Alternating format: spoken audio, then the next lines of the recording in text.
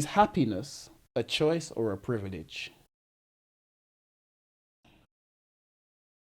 Depends how you look at it. Go When you on. say privilege, what do you mean? I feel like in a is it a privilege to be happy?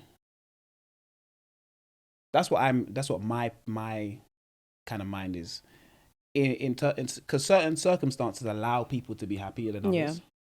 So would you say that's a choice or a mindset, or would you say it's just actually a privilege to actually be happy? Because if you look at certain people in certain situations, Have you got an example? okay, let's look at a third world country, for instance. Yeah. Yeah, they could be happy, Mm. but I feel like it's a choice in poverty in those type of countries, they could be happy, but it's a choice for them to be happy in that situation. Do you get what I mean? Yeah. Because their situation doesn't allow them to fulfill their full extent of what their life could be. Yeah. Whereas we're here in London and we're probably privileged to be happy Because of what we have. because of what we around us. have, Yeah. but we choose not to be. Some people choose not to Yes, some people choose not to be Yeah. just because it's not going my way. Da da da da da. So I feel like that's where the difference between both is. So would you say is happiness a choice or a privilege? I feel like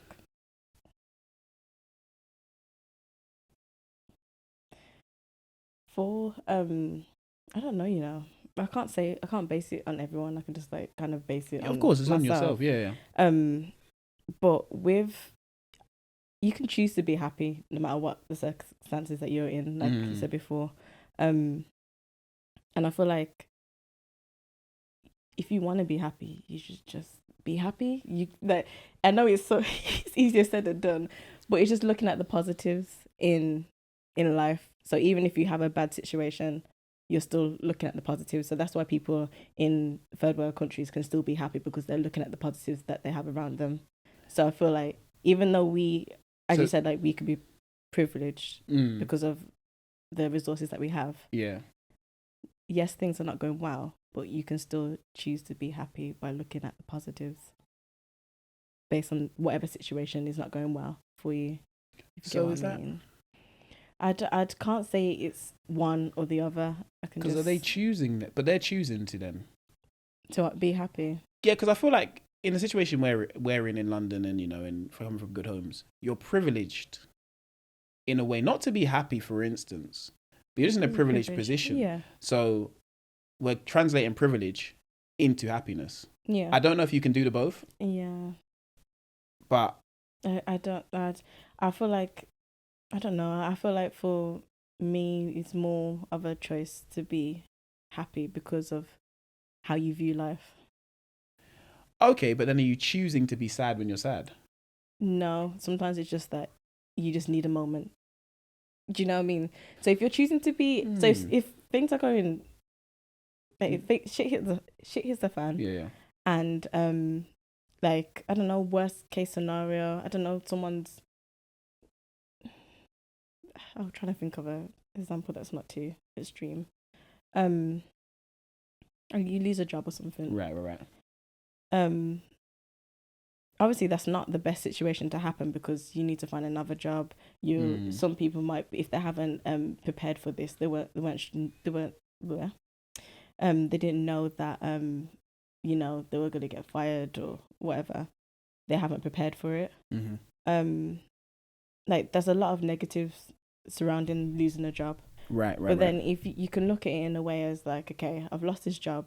Yes, I need to plan how I'm gonna sort out next month's rent or whatever. You need to sort out whatever has been affected. Yes, I need to find a new job, but then you can look at it as like, was I really actually happy in that job? You know what I mean? Like, is this like a weight that's been lifted off my shoulders? Yes, this negative has happened, but has this given me the kick up the ass to kind of like do what I need to do? Like what's been lingering in the back of mind. If you're a person that has had like, oh, I would like to do this, I'd rather do this, or whatever it is. But in that situation, I think it's money that affects everything. Yeah. Because it'll be the money side of things that's making you unhappy. I don't have any money, so how can I be happy? Yeah, but then you work out ways of how you can get money. Do you get what I mean? And then... But you can be happy without money, I think. You can. I don't know, actually. That could be a lie. Let me not lie. In fact, let me. No, but you just said it, like, with the people that are in third world countries, they don't have crazy amount of money. But it's all they know. To a degree, because a lot of them still have access to the internet, so they can see the lavish lifestyles that people are living. Right, but do you know what? No, this is an interesting one, because if you don't attain, I don't know, if you don't see things and there's nothing to compare yourself to, which I don't actually try to do at all, because everyone's running their own race, then there's no reason to not be happy with what you have. Yeah, I agree. So when you're looking at things and you're going, oh, okay, wait, that person has that person has that, I feel that's when you're choosing to make yourself unhappy. Yeah. Because you're looking at someone, oh, they moved out, oh, they live alone, oh, I want that. Yeah. But you're not actually ready for that situation yet. Yeah. You want everything they have, but you're not mentally, financially prepared for anything that actually comes with. Do you get what I mean? So like, you don't realize how privileged you are in that situation. Yeah. Other than grow whilst like preparing yourself for exactly. that. Yeah. Exactly, because you can't just be, oh, I see someone and I want to do that. Yeah, because it's not going to work for you. No, because you also don't know what they've done to get to that place. Yeah. It's like the overnight success thing that people would sit and go, Mate. oh, that's overnight success, blah, de, blah, de, blah. They just got this way luckily. That's one thing I don't really do with. Yeah. I don't believe anyone gets there luckily. If they do, like, I love that for them. Yeah, well done. But no, there's so many factors that go into everything. Everyone's got their own story, which is very interesting. And when you look at things on that level, you start going, you know what? They've done an absolute madness just to get here. And you don't know the trials and tribulations they've gone through just to get to this small point of, it might not look like success to everyone, but it's success to them. Yeah. Because obviously we're looking at, but I think again, it comes back to comparables. Yeah. You're looking at success. If you're a businessman, you're comparing yourself to the most successful businessman. You're looking at Mark Zuckerberg, Elon Musk, and you're going, well, I don't have 400 billion, so I'm not successful. I feel like that can be very unhealthy. I think it's good to compare yourself to the most successful, because you don't want to compare yourself to the the don't. worst, but you need to do it in a healthy way. So you need to say, like, it's a mindset that that's where you want to reach. Like, I want, what do you say, 400 billion or whatever it is, whatever he has, his net worth or whatever. Like, I want to reach that point in my life, but I'm not there yet, and it's all right. Do you know what I mean? I still got stuff that I need to do. If I was to have 4 billion now, what am I doing with it? Do I actually know how to operate that amount of money? Like, do I know how to? And you see that right there? You see the people that would say, oh, if I had this much money, I would do this. No, because guess what? You see, you only have £100 right now, and you can't do anything with it. You're just spending it. What are you going to do with 4 billion? You'll figure out a way to spend it all. You're not in a position to have it yet. Yeah, so take time and just, like, that's something that you want, and that's great. And it's good that your mind can stretch that far and you believe that you can attain that. Yeah. But just do it within reason and, like, pace yourself and don't get too pass. Yeah, 100%. I feel like you'll kill yourself running somebody else's race. Yeah. Because it's never going to work out the same for you. No. And you might not get that amount. You might get more. You might get less. And even if you get less, you could get like 300 million or billion, and that's fine. You're successful in your own right. Like, that's the thing. You can't sometimes compare success to somebody else, because you're always going to fall short. If I just compare it to the last thing I've done, okay, cool, I'm here. I'm moving to the next thing, I'm here. As long as you're not in the same place. This is the thing. And that's the worst. That's the worst place to find yourself sometimes, when you've done everything. And I found myself in like situations like this recently. I feel like you're doing loads, and you're not actually gaining anything from it. So you sit back and go, hold on, am I doing something completely wrong?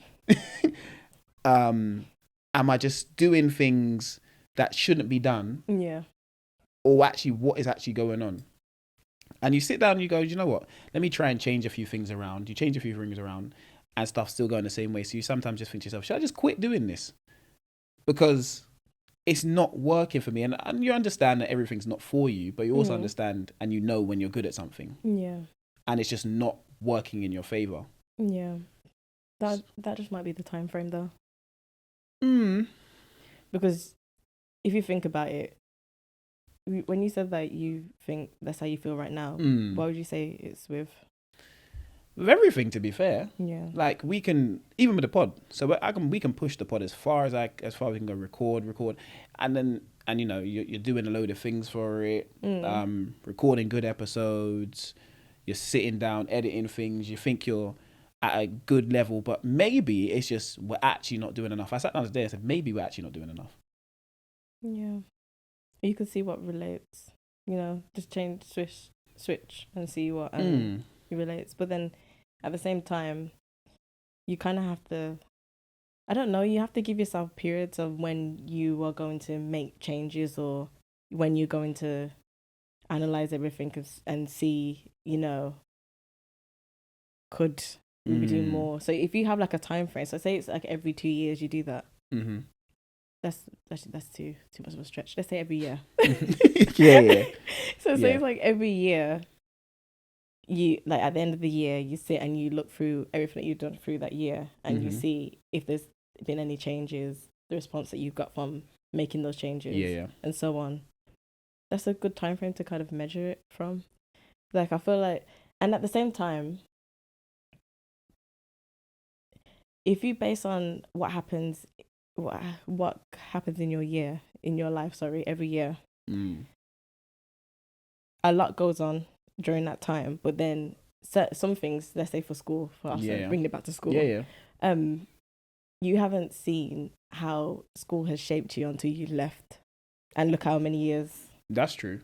No. You know what I mean? Look how many years that you went through it. How many years ago is year 7, 8, 9, 10, 11, 12, like 5, 6, 5.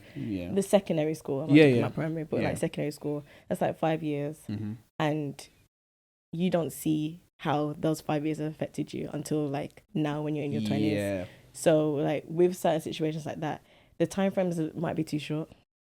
You're not wrong, because I found that what you just said interesting, because in my football career, I find myself playing throughout the year. It only gets to the end of the year when I'm like, hold on, I've got a lot better at this thing. You can see the drastic improvement from that period to this period, and you're like, hold on, I'm actually improving. I'm actually getting better at certain things that you'd think in yourself, but this is just an everyday thing. But because you're doing it every single day, you're seeing yourself get better at things. But I think in the content space it's completely different, because you get what I mean? You can improve yourself, but you're now relying on others to enjoy what you're putting out there. Yeah. But then you might just have to not essentially find different audience, because if you're improving yourself, that means the content that you're bringing is not going to be the same as what you brought a year ago. It never is. Yeah, so you're appealing to different people. But then... So then you need to find those people, and it's just about finding the people that you need to appeal to. If it's your current fan base now, it's great. So you're like, yes. But you need those people, though. You need them people. So you can't switch up too much. No, but you're not going to switch up. I mean, what I mean is like, so the content that you're doing now, let's say within the last 3 months. Yeah. Is different, completely. 3 months, That content's completely different to what you've done at the same time frame last year. So we're in July, end of July. So July last year, the content that he was doing is completely different. So it's just a thing is like, I think the way the content's produced is completely different. Yeah. Yeah. I'd say conversations wise. You don't know. Do you know what? I don't know. I'm trying to, what I say, we're trying to just branch out and have different type of conversations. I've always wanted to have different type of conversations. Because I feel like when you're in the market of just sports, you're kind of stuck in sports. You get eaten up and chewed out and spat somewhere. You get what I mean? So if you're not in everyone's face all the time, you're never really going to break through. Okay. So the conversations, have they changed? Yeah, because they needed to. So that's the difference, though. That's what I'm saying. So you change conversations, like this conversation that we're having now. This is we didn't have this conversation. No, we before. didn't. Like the things that we're speaking of this is not something that's been that you've spoken before, Mm-mm. like last year. So the conversation is changing. Right.